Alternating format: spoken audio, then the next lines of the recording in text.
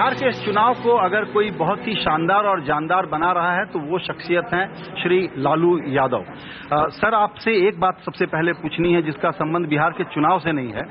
दादरी में जो बड़ी घटना हुई उसके बाद आप पहले नेता हैं और बड़ी पार्टियों में सबको मिला लें जिसने उसके बारे में बयान दिया है। उसके बाद बीजेपी के नेताओं का, गिरिराज सिंह का आपने जवाब भी सुन लिया है। अब आप क्या कहते हैं उस रिएक्शन के बाद? मैं ये कहना चाहता हूं कि आज नया मैं नहीं कर रहा हूं। भाजपा कोई पार्टी नहीं है, ये मुखौटा है। असली है आरएसएस, जिसके जहन में राष्ट्रीय तिरंगा झंडा नहीं है, भगवा ध्वज है। वो भारत को नस्तानाबूद करना चाहता है रिलीजन के नाम पर, धर्म के नाम पर, और ये कह करके गद्दी पर बैठा रहना चाहता हमेशा का भी। हमने कल रिएक्शन दिया था, 2 अक्टूबर था, गांधी जी का जन्मदिन था, कि बापू हम शर्मिंदा है, आपका कातिल आज भी जिंदा है।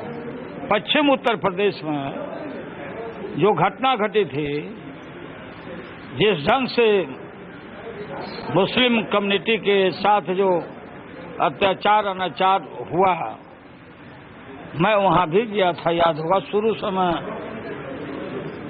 मंडल कमीशन जब लागू हुआ उस समय से हम टारगेटेड है और हमारे टारगेट में है ये भाजपा। पार्लियामेंट के चुनाव में भी देशवासियों को हमने कहा कि भाई आदमी संभल के वोट दीजिए, नहीं तो भारत को तोड़ेगा ये। और दादरी में जो घटना घटी,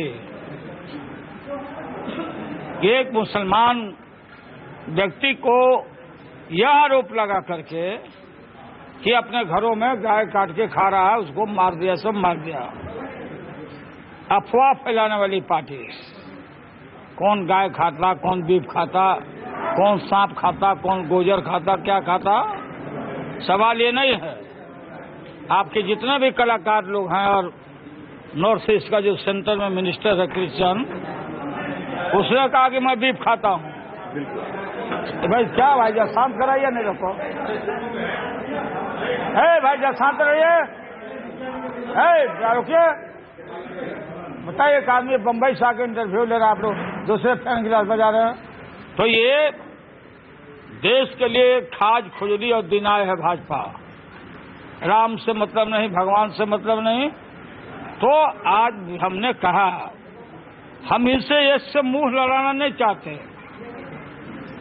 हमको कहा अमित शाह ने, हमको कहा अमित शाह कि लालू यादव चाराचोर है। कानून क्या करेगा नहीं करेगा क्या मैं जानता हूं कि क्या आरोप हम पर लगाया तुम लोग, लेकिन अमित शाह हम जानना चाहते हैं, देश जानना चाहता है कि तुम भाजपा के जो अध्यक्ष बने हो, किस दफा में जेल में गए थे, कौन कौन सेक्शन था तुम्हारे खिलाफ। लालू नीतीश की सरकार नहीं थी गुजरात में, पुलिस तुम्हारी, सरकार तुम्हारी, और सहराबुद्दीन कांड में फर्जी मुठभेड़ में तारीख पार कराया गया था तुमको। तुम लोगों का पीछे में अटल जी आज बिछावन पर हैं, बोलते थे जय नरेंद्र मोदी, क्या चेहरा लेकर हम बाहर जाएंगे। यूरोपियन कंट्री ने कह दिया वहां की सरकार कि भारत के तरफ, उधर गुजरात के तरफ कोई भी यूरोपियन नागरिक नहीं जाएगा। जग जाहिर है। तो मैं जानना चाहता हूं, और उसी के बाद फिर ये जो मोहन भागवत है, आरएसएस का चीफ जो मोहन भागवत, मन की बात निकल गई लोगों से। ये मामूली बात नहीं है, हम चुनाव के लिए नहीं कर रहे हैं, उसकी मन की बात भड़ास निकल गई कि पिछड़ों का, दलितों का रिजर्वेशन पार्लियामेंट में डिस्कस करके नहीं, आउटसाइड पार्लियामेंट, मन इनके चुनिंदे 5 आदमी बैठे और समीक्षा करके खत्म किया जाए।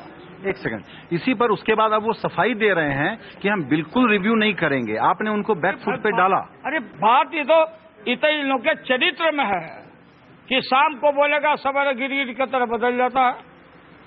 ये जो आपको बोला सफाई की बात कर रहा है, उतर लागू कर दिया। बात सुनो, लागू कर दिया।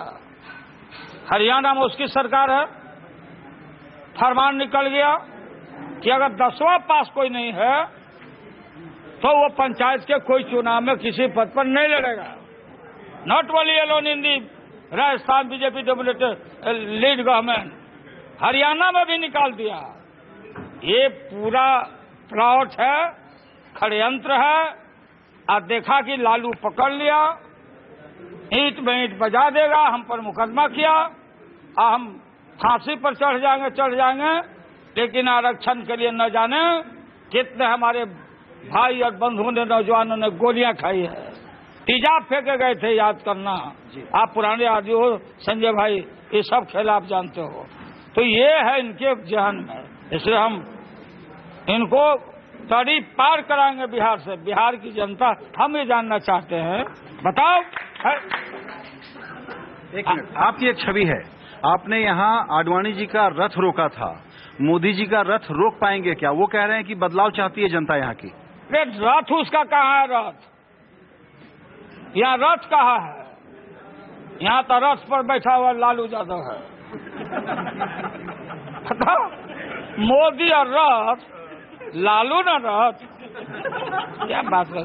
हम बोल दिया कि भाई, यही रोज आके बोलता था जदुवंशियो, बोला ना, हम बोले जदुवंशियो भाई, अच्छा, देश को बचाना, तो हमारे ऊपर मुकदमा कर दिया और नोटिस कर दिया। एक कमाल की बात ये हुई है कि पहले आप पर आलोचना करने के लिए इन्होंने कहा जंगल राज। अब बांका की रैली में जंगल राज सुनाई नहीं पड़ा। उनको लगा कि यादवों को ये बात बुरी लग रही है, जिनका वोट चाहिए। उनकी रणनीति में ये बदलाव क्यों आया, आप क्या समझते हैं? आप जानते नहीं, ये सब डरपोका है। ये जितना है, मोदी हो कोई हो, ये बोलता था ना कि 56 इंच का मेरा सीना है, आंख में आंख डाल के पाकिस्तान बात नहीं करेगा, और 5 हमारे जवानों को छोप कर लेके चला गया। मैं ये जानना चाहता हूं मोदी जी कि हिंदुस्तान में, भारत में मस्जिदें हैं कि नहीं? जिस मस्जिद को तुम गिराए हो, अगर मस्जिद के प्रति तुमको अफसोस होता तो अफसोस प्रकट करते जाके अयोध्या में। तुम ये जो गल्फ कंट्री है यहाँ, उस मस्जिद में क्यों गए थे? क्या बात है? दुबई के मस्जिद में जाने के पीछे क्या रहस्य है? बड़ा सिंपल है कि इंटरनेशनल लेवल पर जाकर के भी हम मुसलमान वोटर को रीच आउट करने की, उन तक पहुंचने की कोशिश कर रहे हैं। तो बात लोग को जो ना समझ है, मैं जानता हूं क्या रहस्य है, लेकिन खोलूंगा मैं नहीं। अब जब जानते हैं तो बता ही दीजिए। अभी बताएंगे नहीं हम जानना चाहते हैं। मोदी समझ रहे हो कि हम क्या बोल रहे हैं। आप उस मस्जिद के अंदर वहां के शेख के मदद से किससे डिस्कस करने गए थे? आप सवाल पूछ रहे हैं, इल्जाम लगा रहे हैं, चुनाव के बीच में पूरी बात बताइए। हम पूछना चाहते हैं प्रधानमंत्री को, उस मस्जिद में क्यों गए आप? मस्जिदें यहां भी है, बात है जरूर। राजनीति में हस्तिनापुर पर बैठने के लिए न जाने कितने हीरा के खोज में लाखों बेगुनाहों का कत्ल होता है। अब बात खुलेगी, बहुत जल्दी खुलेगी। अब दूसरी बात ये क्या कोशिश कर रहे हैं कि यहाँ पर जो सामाजिक संघर्ष, जिसको हम लोग चालू भाषा में जातीय संघर्ष बोल देते हैं, गलत बात है, उसके कारण अब ये बोल रहे हैं कि जो अति पिछड़े हैं और जो यादव हैं, उनमें डिवीजन कैसे कराएं और वो अपना रिलीजियस पोलराइजेशन कैसे करवाएं। क्या कर रहा है? हम लोग बैकवर्ड, पिछड़ा, दबा कुचला मंडल की बात करते, इसीलिए ने बोला कि लालू जात पात करता है, जातवादी है लोग। मैं जानना चाहता हूं इस देश में सब लोगों से, तुमसे भी भाई पगुलिया भाई, कि हिंदुस्तान में जात है या जात नहीं है? ये रूल आउट हो जाएगी, जात है या नहीं है? जात है या जात नहीं है? एक जात से अब बिरादर से कोई बढ़ सकता क्या? तो ये बिल्कुल बेहोश है सब। हमारी पोजीशन साफ है कि जातीय संघर्ष के नाम पर हम जो बात कर रहे हैं, ये सामाजिक बराबरी का संघर्ष है जो चल रहा है। उसको ये रोकने में लगे हुए हैं कि अब यहाँ पर बदलाव चाहिए, बीजेपी को लाओ। Please listen me first. Narendra Modi backward card खुद खेल रहे हैं, पिछड़ा जात का। परसों क्या बोला अमित शाह कि लालू बतावे कि कितना पिछड़ा को प्रधानमंत्री बनाए। वो बताना चाहते हैं कि बनाए हैं। आपने देवेगौड़ा को इनको अकल नहीं है। अमित शाह को कौन बना दिया, राजनीतिक जानकारी नहीं है। लालू यादव ऑल इंडिया जनता दल का मैं प्रेसिडेंट था, और किसान का बेटा, पिछड़ा का बेटा, कर्नाटका के एच.डी. देवेगौड़ा को मैंने प्रधानमंत्री बनाया। सुनो, सीखो अमित शाह। बीजेपी को तो इस आदमी को निकाल के हटा देना चाहिए, खत्म करना चाहिए। अच्छा, अभी जब चुनाव प्रचार बिल्कुल शुरू हो गया है, तो वैसे में उनका क्या है कि वोट काटने बांटने वाली पार्टियां, छोटी पार्टियां, पप्पू यादव, ओवैसी और आपकी पार्टी के बागी। अब बात सुनिए, एक भी टस से बस कहीं होने वाला नहीं है। मैं जानता हूं कि किसको हेलीकॉप्टर दिया है, किसको सुंदर हेलीकॉप्टर, किसको क्या दिया, उसे टस से मस होने वाला नहीं है कोई आदमी। सब खेला जान रहे हम लोग, और सब लालू यादव के पीछे ही। आज मालूम है लोग कि लालू यादव क्या है। और हमारी जनता, हमारे बिहार की महान जनता, सब जाति बिरादरी, गरीब गुरबा। पहले एक बात और चली, हम लोगों ने भी बड़ी चर्चा की कि आपकी और नीतीश बाबू की निभेगी कैसे, वो कैसा चल रहा है संबंध? फर्स्ट क्लास के चल रहा। वो छोटा भाई है, हम बड़ा भाई है। हम किंग मेकर है, हम बोल दिया बनाएगा, अब बनाएगा। और अगर आपको ज्यादा सीटें आई तो आपकी पार्टी का मुख्यमंत्री क्यों नहीं होना चाहिए? देखो, हम लोग कमिटमेंट के पक्के लोग होते हैं, धून के मत वाले होते हैं। Public commitment is a public commitment. जो हमारा फैसला है वही होगा, बाकी कोई अमेंडमेंट नहीं होगा। ये जो जिसको पचपनिया कहते हैं, एक्सट्रीमली बैकवर्ड कास्ट वोट, उसके बारे में सबसे ज्यादा लगता है डिबेट उसी पर है कि उनमें कैसा बंटवारा होगा। नल, नील, कोल, भील, गिद्ध, जटायु, हथकट्टा, कनकट्टा, भूत, बैताल, शंकर का जमात, जीन, सब हमारे साथ हो गया। इसीलिए हवा इसका निकला। क्या कर रहा है? जैसे बर खोजने जाता है ना आदमी, दूल्हा, तो बीजेपी दूल्हा के दरवाजा पर खड़ा है। कलर टीवी देंगे, लैपटॉप ले लो, कौन स्कूटी देंगे। पहले राजदूत मांगते थे ना हम लोग, ये कह रहे स्कूटी देंगे, तेलो देंगे भरने के लिए। ये दूल्हा को खड़ा होके और दूल्हा के बाबू को कह रहा है कि आपको हम लोन देंगे खेती करने के लिए, पैखाना घर में बनवाइए, आपको लोन। फिर भी कोई तैयार नहीं हो रहा है। मतलब इसका तिलक लेने के लिए बीजेपी का तिलक कोई ले रहा है। जी, एक सवाल और, डेवलपमेंट की बात आप कितनी कर रहे हैं? क्योंकि आपके बारे में इल्जाम उनका ये है कि ये मंडल कर रहे हैं। ना यार, मानसिक गुलामी से आजाद कर दो, आर्थिक आजादी ऐसे मिल जाएगी। Where there is no peace, no prosperity, जहां अमन नहीं है, इस गांव में अगर अमन नहीं है, सब भाई मिला हुआ नहीं है, ये गांव आगे बढ़ सकता है क्या? अच्छा, तो ये हमारे बगिया में ये भाजपा नरेंद्र मोदी मजहब के नाम पर आग लगाना चाहता है, ये देश बचेगा क्या, बढ़ेगा? अच्छा, अब ओपिनियन पोल तो बड़ा बदनाम हो गया है, लेकिन सट्टा बाजार पर लोग बड़ा ध्यान देते हैं और उसमें भी कह रहे हैं कि बीजेपी का भाव ऊपर है। फिर पूंजीपतियों का खेल है। 70 करोड़ रुपया पकड़ाया है कलकत्ता में, वो रुपया आ रहा था यहाँ बीजेपी का खर्चा करने के लिए। डॉलर कैसे पकड़ा? डॉलर भी पकड़ाया मधेपुरा में, और जाली नोट नेपाल के माध्यम से ठेल रहा है। जो जाली नोट लिए अगर बीजेपी से कोई आदमी, तो जेल जाना पक्का है भाई, हम पहले ही से बता रहे।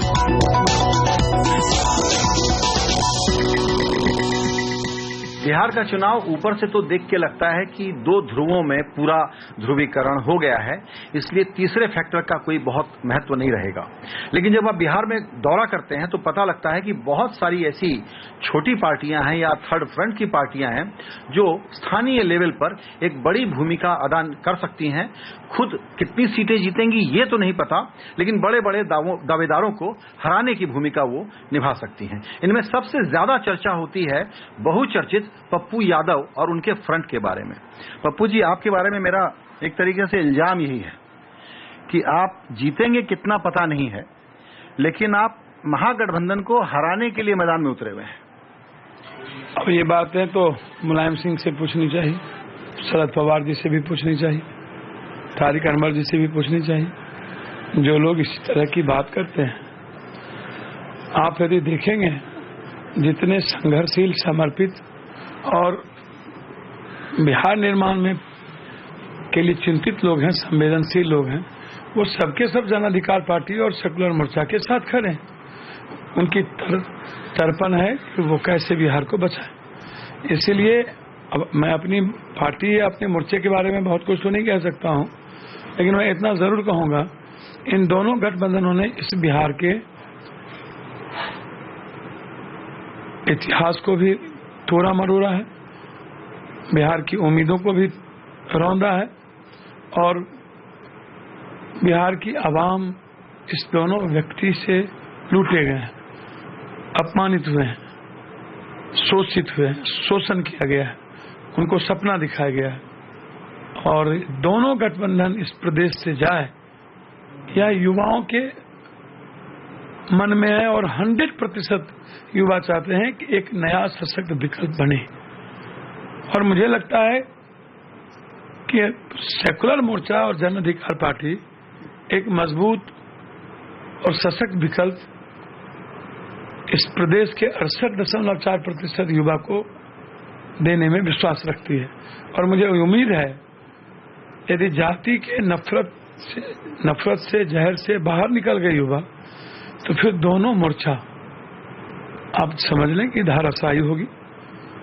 और देश की सबसे बड़ी पार्टी जब दिल्ली में 0 पर आ गई और जो सत्ता में वह 3 पर आ गई, तो कुछ भी मेरिकलस हो सकता है, कुछ भी अनहोनी हो सकती है इस बिहार में। और बिहार की अपनी राजनीतिक शैली रही है, संघर्ष का जो तरीका रहा है, वैचारिक संदर्भ बिहार के इतिहास के बगैर भारत का इतिहास की कल्पना नहीं की जा सकती। इसलिए समय समय पर बिहार इस देश को परिवर्तन के लिए खड़े होने की ताकत देती है। और मुझे लग रहा है कि बिहार के नौजवान ऐसा चाहते हैं और होना भी चाहिए। ये आप नौजवान पर आपका बड़ा फोकस है। हम लोग तो यही सुनते हैं कि यहाँ पर सिर्फ जाति के आधार पर बात हो रही है, और आप कहते हैं कि बिहार के जो युवा हैं वो जाति से हट करके वोट करेंगे तो एक अनहोनी घटना बिहार में देख सकते हैं। आप यहाँ बिहार के यूथ कास्ट के आधार पर वोट नहीं करेंगे, इस किस भरोसे से कह रहे हैं आप ये बात? देखिए, ये 90 नहीं है, ये 2015 है। सोशल मीडिया का युग है, इंटरनेट है, ट्वीट है। अब 2 मिनट में युवा परिवर्तन चाहता है, अपनी बहन की शादी अच्छे कलेक्टर वीडियो के घर में चाहता है, अपनी मां का इलाज बेस्ट अस्पताल में कराना चाहता है। और आप लगातार बिहार को चाहिए आर्थिक सॉल्यूशन, तो आप दिए जा रहे हो पॉलिटिकल सॉल्यूशन, जबकि पॉलिटिकल सॉल्यूशन बिहार के जीन में है। साहित्यिक, आध्यात्मिक, सांस्कृतिक मिश्रण की नींव है बिहार, नैतिक और बौद्धिक ताकत का मिश्रण का नींव है बिहार। और उसके बाद यदि वर्तमान 2015 में युवाओं को आप जाति के जाल में जोड़ना चाहते, तो मुझे लगता है बहुत अत्यधिक आप जातीय उन्माद फैलाओगे, तो 20 से 30% युवा दिग्भ्रमित हो सकते हैं। 80% युवा अपनी सरकार सशक्त विकल्प और मजबूत विकल्प के साथ आगे बढ़ना चाहते हैं।